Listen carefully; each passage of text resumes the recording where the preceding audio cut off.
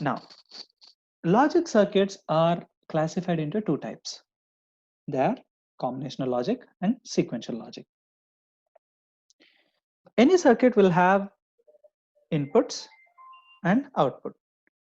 Now, if the output of a circuit is dependent only on the present combination of inputs, that is called a combinational logic.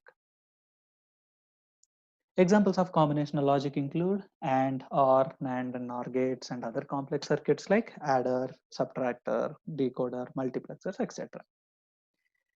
Now, I'll give you an example of what I meant by the output getting affected by the previous state of inputs or previous state of the gate. I'll take two AND gates and I'll provide two different inputs so that I'll get two different outputs, right? I provide 1 and a 0, which would yield 0. And for the second AND gate, I would provide 1 and a 1, which would yield a 1. In the second state, I will give the same inputs to the both AND gates, and I will see whether the output is dependent on the previous state of that AND gate.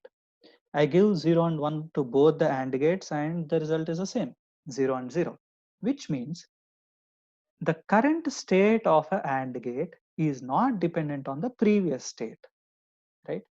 That is why AND belongs to combinational logic circuits. Now, coming to sequential logic. What does sequential logic have? Sequential logic includes combinational logic plus memory element. Memory elements are designed using combinational elements by putting them in a feedback fashion, right?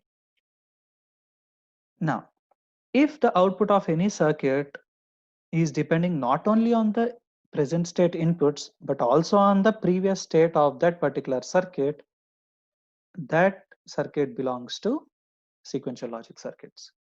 Examples of sequential logic includes latches and flip-flops. Now, when I say memory, what are we memorizing here? We are memorizing the state of that particular circuit, either 0 or 1. To capture this particular data at a specific point of time, we need a control signal, right? We want our circuits to behave in a controlled way, right?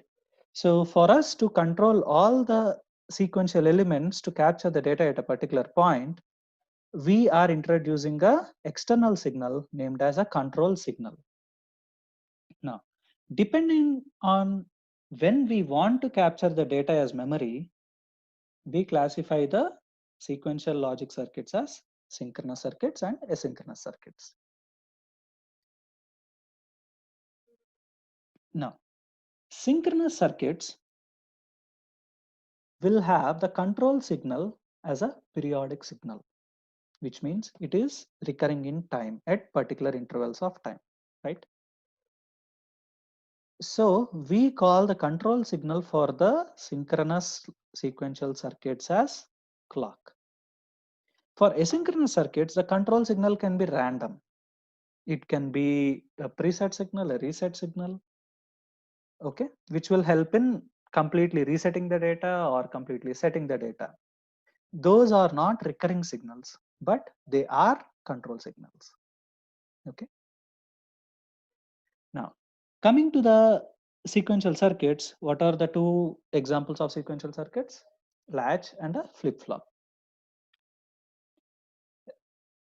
Latch is a sequential logic element with two inputs, data and clock, and one output. Right? We have a data input, an enable input, which is also called as a control, and a output. Now, when I say a positive level sensitive latch, it doesn't have any symbol here. It's just a direct control, right? If it is a negative level sensitive latch, we will have a bubble here. Okay. Now, how does a latch behave?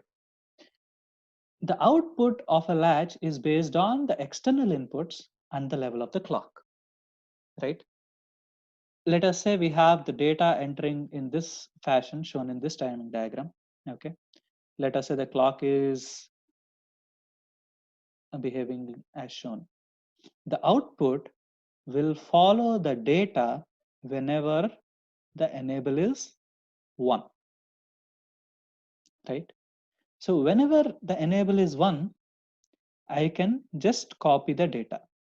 And whenever the enable is 0, I'll not make any change to the data. I'll just capture the data, right? Now, coming to flip-flop. Flip-flop is also a circuit with 2 inputs and 1 output, D, clock, and output as a Q. And we have a arrow mark here. What does it represent? It represents that this particular circuit is a edge-based circuit, which is a flop. We don't have that arrow mark over here.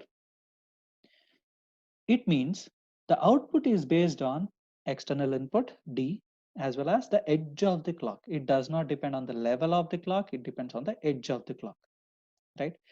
And the circuit which I mentioned here is a positive edge triggered flip-flop. If we have a bubble here, then it would become a negative edge triggered flip-flop, right? So let us say we have the clock. As it is a synchronous input, it is periodic, and we have input data coming as shown. The output follows the input only at the positive edge of the clock.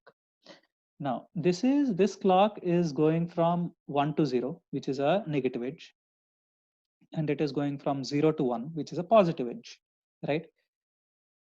It had been 0 till the positive edge of the clock, and at the positive edge of the clock, the flop sees what the data is doing here. Data is 1. So it pulls the output to 1 and it continues irrespective of the data. Even if the data changes in middle, it doesn't matter, right? Till the next positive edge of the flop of the clock. Now, at the next positive edge, again, it sees what the data is doing. The data is 0 here. Now it brings down the output from 1 to 0. So here we have an important question in the interview. What is the basic difference between a latch and a flop? Latch is level triggered and flip-flop is edge triggered, right?